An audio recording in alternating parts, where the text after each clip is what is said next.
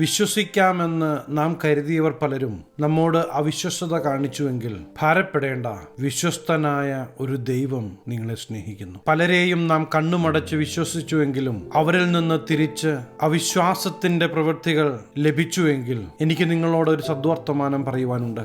ആരൊക്കെ അവിശ്വസ്തത കാണിച്ചാലും ദൈവത്തിന്റെ ശബ്ദം കേട്ട് ജീവിക്കുന്ന നിങ്ങളോട് എന്നും വിശ്വസ്തത കാണിക്കുന്ന ഒരു ജീവിക്കുന്ന ദൈവമുണ്ട് എന്ന് ഞാൻ നിങ്ങളെ ഓർമ്മിപ്പിക്കുകയാണ്.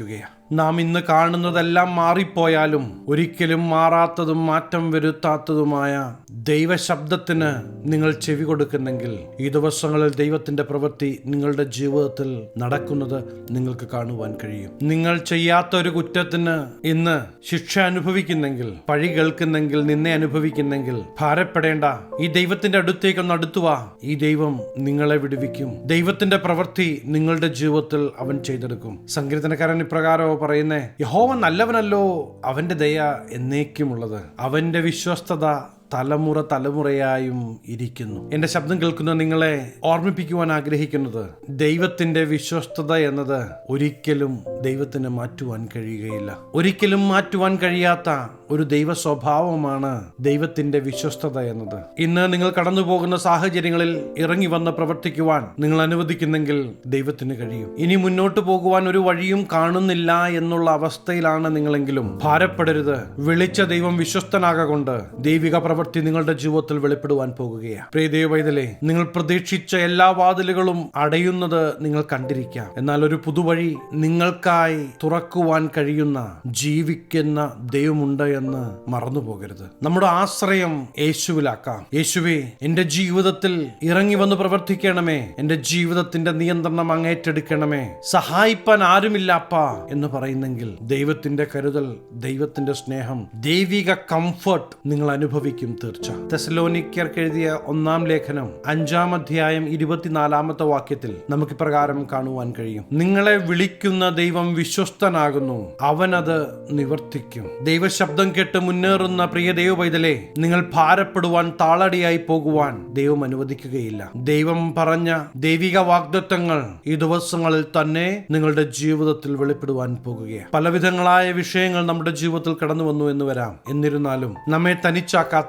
നമ്മെ പുറത്തു കൊണ്ടുവരുവാൻ കഴിയുന്ന ആ ജീവിക്കുന്ന ദൈവത്തിന്റെ സാന്നിധ്യം നാം അനുഭവിക്കണമെന്ന് ദൈവം ആഗ്രഹിക്കുകയാണ്. കർത്താവ് വിശ്വസ്തനാകൊണ്ട് നമ്മെ ദുഷ്ടന്റെ കയ്യിൽ അകപ്പെടാതെ വണ്ണം പരിപാലിക്കുന്ന ദൈവമാണ്. ആ ദൈവിക പരിപാലനം, ദൈവിക സന്തോഷം നാം അനുഭവിക്കണമെന്ന് പ്രിയ ദൈവവൈതലേ, ദൈവം നമ്മെക്കുറിച്ച് ആഗ്രഹിക്കുകയാണ്. പല സമയങ്ങളിലും നാം പല തീരുമാനങ്ങളും എടുത്തവരാ. എന്നാൽ നമ്മുടെ ജോലി തിരക്ക് മൂലം, നമ്മുടെ സാഹചര്യങ്ങൾ നിമിത്തം പലതും നമുക്ക് നിറവേറുവാൻ കഴിഞ്ഞില്ല. നമ്മുടെ ദൈവത്തോടുള്ള സമീപനത്തിൽ പലപ്പോഴും ദൈവം ആഗ്രഹിച്ചതുപോലെ മുന്നേറുവാൻ നമുക്ക് കഴിയുന്നില്ല. ഇങ്ങനെയുള്ള സാഹചര്യത്തിലാണ് പരിശുദ്ധാത്മാവ് എന്ന കാര്യസ്ഥന്റെ റോൾ. നമ്മെ എക്വിപ്പ് ചെയ്യുവാൻ, നമ്മെ വഴി നടത്തുവാൻ, നമ്മെ പരിപാലിക്കുവാൻ, നമ്മെ ആശ്വസിപ്പിക്കുവാൻ കഴിയുന്ന പരിശുദ്ധാത്മാവിന്റെ നിയന്ത്രണത്തിനായി നാം നമ്മെ ഏൽപ്പിച്ചു കൊടുക്കേണ്ടത് ആവശ്യമാണ്. അതെ, അത് ദൈവിക വാഗ്ദത്തമാണ്. ഈ ദൈവിക വാഗ്ദത്തത്തെ പ്രാപിക്കുവാൻ നാം മടി കാണിക്കരുത്. ദൈവമേ, പരിശുദ്ധാത്മാവിനാൽ എന്നെ നിറയ്ക്കണമേ എന്ന് പറഞ്ഞ് നാം ദൈവസന്നിധിയിൽ കടന്നു ചെല്ലുമ്പോൾ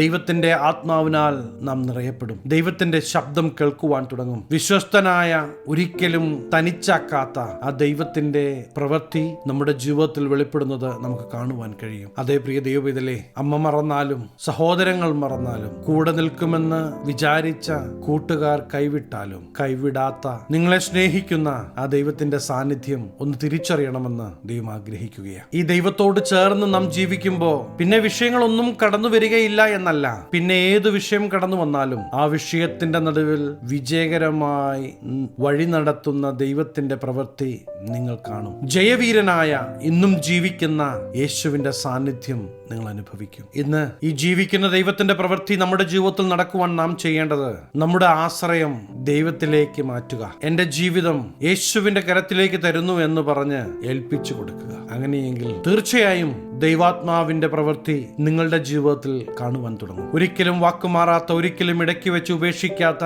ദൈവത്തിന്റെ കരത്തിൽ നിങ്ങളുടെ ജീവിതത്തെ കൊടുക്കുന്നെങ്കിൽ, ദൈവശബ്ദത്തിനായി കാതോർക്കുന്നെങ്കിൽ, പ്രിയ ദൈവപൈതലേ, ദൈവിക പ്രൊവിഷൻ ഈ ദിവസങ്ങളിൽ നിങ്ങൾ കാണുകയും അനുഭവിക്കുകയും ചെയ്യും. നമ്മുടെ ദൈവം ജീവിക്കുന്ന ദൈവമാണ്. 3-ാം നാൾ ഉയർത്തെഴുന്നേൽക്കുമെന്ന ദൈവശബ്ദത്തെ തടയുവാൻ സകല ഭരണാധികാരിയും ശ്രമിച്ചപ്പോ അവരുടെ അധികാരമെല്ലാം ഉപയോഗിച്ചുവെങ്കിലും, റോമൻ ഇമ്പീരിയൽ മുദ്ര വെച്ചുവെങ്കിലും, ദൈവം പറഞ്ഞ വാക്കിന് മാറ്റം വരാതെ 3-ാം നാൾ ഉയർത്തെഴുന്നേറ്റെങ്കിൽ, പ്രിയ ദൈവപൈതലേ, നിന്റെ ജീവിതത്തിലും ആ വലിയ ദൈവത്തിന്റെ പ്രവൃത്തി വെളിപ്പെടുവാൻ പോകുകയാണ്. ഇന്ന് നിന്റെ മുമ്പിലുള്ള വിഷയങ്ങളെ നോക്കി ഭാരപ്പെടാതെ, വിഷമിക്കാതെ, സഹായിപ്പാൻ കഴിയുന്ന, വിടുവിക്കുവാൻ കഴിയുന്ന യേശുവിന്റെ അടുക്കിലേക്ക് കടന്നുവാ. നിങ്ങൾക്ക് വിടുതലുണ്ട്, രക്ഷയുണ്ട്. ദൈവത്തിന്റെ പ്രവൃത്തി നിങ്ങൾ കാണുക തന്നെ ചെയ്യും. യഥാർത്ഥമായി യേശുവിനെ സ്നേഹിക്കുന്നുവെങ്കിൽ യേശുവിന് ഇഷ്ടമില്ലാത്തതൊന്നും നാം ചെയ്യുകയില്ല. പലപ്പോഴും ശ്രമിച്ചു പരാജയപ്പെടുമ്പോ പരിശുദ്ധാത്മാവിന്റെ സഹായത്തിനായി ഒന്ന് ഏൽപ്പിച്ചു കൊടുക്കുക എന്ന് ഞാൻ നിങ്ങളെ ഓർമ്മിപ്പിക്കുകയാണ്. പരിശുദ്ധാത്മാവ് നിങ്ങളെ സഹായിക്കും. എങ്ങനെ സംഭവിക്കുമെന്ന് ഓർത്ത് ഭാരപ്പെടേണ്ട. ഇല്ലാത്തതിന് ഉള്ളതുപോലെ വിളിച്ചു വരുത്തുവാൻ കഴിയുന്ന ജീവിക്കുന്ന ദൈവത്തെക്കുറിച്ചാണ് ഞാൻ നിങ്ങളോട് സംസാരിക്കുന്നത്. പല സമയങ്ങളിലും നാം ദൈവത്തോട് അവിശ്വസ്തത കാണിച്ചുവെങ്കിലും ദൈവം നമ്മോട് വിശ്വസ്തത കാണിച്ചു. ഈ ദൈവസ്നേഹത്തെ അവഗണിക്കാതെ ദൈവത്തിന്റെ മുമ്പാകെ നമുക്ക് നമ്മെ ഒന്ന് ഏൽപ്പിച്ചു കൊടുക്കാം. ഞാൻ വീണ്ടും നിങ്ങളെ ഓർമ്മിപ്പിക്കുവാൻ ആഗ്രഹിക്കുന്നത്, വിളിച്ച ദൈവം വിശ്വസ്തനാകൊണ്ട് അവനത് നിവർത്തിക്കുക തന്നെ ചെയ്യും. ദർശനം കേട്ട സഹോദരങ്ങൾ സ്വന്തം അനുജനെ പിടിച്ച് പൊട്ടക്കിണറ്റിലിടുകയും കച്ചവടക്കാർക്ക് വിൽക്കുകയും ചെയ്തുവെങ്കിലും ദർശനം കൊടുത്ത ദൈവം തന്റെ പ്ലാന്, പദ്ധതി മാറ്റിയില്ല. നിങ്ങൾ ഇന്ന് കടന്നു പോകുന്ന ഒരു സാഹചര്യവും ദൈവിക പ്ലാനുകളെ മാറ്റുകയില്ല. ദൈവിക പ്ലാനുകൾ നടക്കാതിരിക്കുവാൻ തടസ്സമാകുകയില്ല. ഇന്ന് നാം തിന്മയാണ് എന്ന് വിചാരിക്കുന്നത് പോലും നന്മയാക്കി മാറ്റുവാൻ കഴിയുന്ന ഒരു ദൈവത്തെക്കുറിച്ചാണ് ഞാൻ നിങ്ങളോട് സംസാരിക്കുന്നത്. ഭാരപ്പെടാതെ, പെറുപെറുക്കാതെ, വിളിച്ച ദൈവത്തിൽ ഒന്ന് വിശ്വസിക്കാം. അവനത് നിവർത്തിക്കും. നിങ്ങളുടെ തലമുറയുടെ നന്മ നിങ്ങൾ കാണും. ഇന്ന് അനുഭവിക്കുന്ന രോഗത്തിന്റെ അവസ്ഥയ്ക്ക് ഒരു മാറ്റം യേശുവിന്റെ നാമത്തിൽ സംഭവിക്കുകയാണ്. അടഞ്ഞു കിടക്കുന്ന വാതിലുകൾ യേശുവിന്റെ നാമത്തിൽ നിങ്ങൾക്ക് വേണ്ടി തുറക്കുവാൻ പോകുകയാണ്. വിശ്വസിക്കുന്നുവോ? നിങ്ങൾ വിശ്വസിക്കുന്നുവെങ്കിൽ ദൈവത്തിന്റെ കരത്തിലേക്ക് ഒന്ന് ഏൽപ്പിച്ചു കൊടുത്താട്ട് ഞാൻ നിങ്ങൾക്ക് വേണ്ടി പ്രാർത്ഥിക്കുവാൻ ആഗ്രഹിക്കുകയാണ്. കണ്ണുകളടയ്ക്കാൻ പ്രാർത്ഥിക്കാം. മഹാപരിശുദ്ധനായ ഞങ്ങളുടെ സ്വർഗീയ പിതാവേ, എന്നോടൊപ്പം ചേർന്ന് പ്രാർത്ഥിക്കുന്ന ദൈവജനത്തെ ഞങ്ങളുടെ തൃക്കരങ്ങളിൽ തരികയാണ്. വിശ്വസ്തനായ ദൈവത്തിന്റെ പ്രവൃത്തി ഈ ദൈവജനം അനുഭവിക്കട്ടെ. യേശുവിന്റെ നാമത്തിൽ അനുഗ്രഹിച്ചു പ്രാർത്ഥിക്കുന്നു. അനുഗ്രഹമാകട്ടെ. സകല മാനമഹത്വം അങ്ങേക്ക്. സകല നസറേന യേശു ക്രിസ്തുവിന്റെ നിസ്തുല്യ നാമത്തിൽ തന്നെ ആമേൻ. പ്രിയ ദൈവത്തിലെ വിശ്വസ്തനായ, വാക്കുമാറാത്ത, കൂടെയിരിക്കുന്ന ദൈവത്തിന്റെ പ്രവൃത്തി നിങ്ങൾ ഈ ദിവസങ്ങൾ അനുഭവിക്കുവാൻ പോകുകയാണ്. അതെ, നിങ്ങളൊരു അനുഗ്രഹമാകും തീർച്ച.